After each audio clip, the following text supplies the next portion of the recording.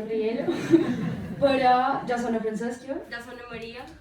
I en lloc d'analitzar els aspectes quotidians o de la vida de Miquel Àngel Riera, preferim centrar-nos en l'obra i com aquesta mos arriba.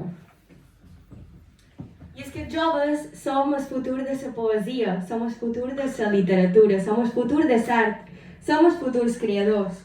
I versos i poemes com els de Miquel Àngel Riera són un clar exemple d'allò que ens anima a seguir avançant i a portar i formar part d'aquesta llengua que cal cuidar, que cal estimar i seguir lluitant per ella. Bé, ara llegirem Poemes d'Anai, el tercer poema. Alguna tarda així, quan dius, tenc pena, he somiat codonys o aquell cap vespre, i els ulls et queden alts com un anunci d'un circ amb trompetins i monelletes. He pensat que no es ve. Cada vegada que, en silenci, m'invent taques de tinta, perquè els homes tenim la sang coenta, i tu m'estrens la mà sense donar-te'n, distreta vertical com un camp d'ordi.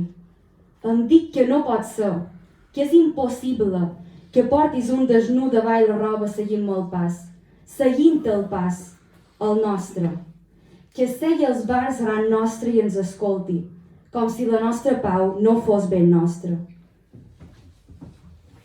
Que impossible un desnu que te concreti, tan dispersa pel món, tot ocellada, que també sigui tu i dugui clavades les lletres del meu nom com a donardes. I t'estim més, però no t'estim tant. I és que la sang que ens cou, ai, no t'ho deia, però t'estim molt més alguna tarda. La teva mà només és la mà que és, sols té per condició la de prodigi, i per mi és talment una badia, on la mà començàs, o un adorable carrer abocat a una placeta grisa, plena de sol nial, on hi ha homes fumant ales de mosca que es masturben pensant en dones de paper de plata.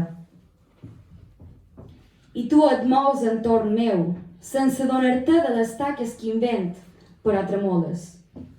Passeig avall, el teu desnu s'allunya, com si en digués que no existeix del tot. Imagec els teus peus com un oratge, quan la sang ja no em cou, perquè no és meva. Alguna tarda així, pens que mereixes morir tal com estàs. Definitiva.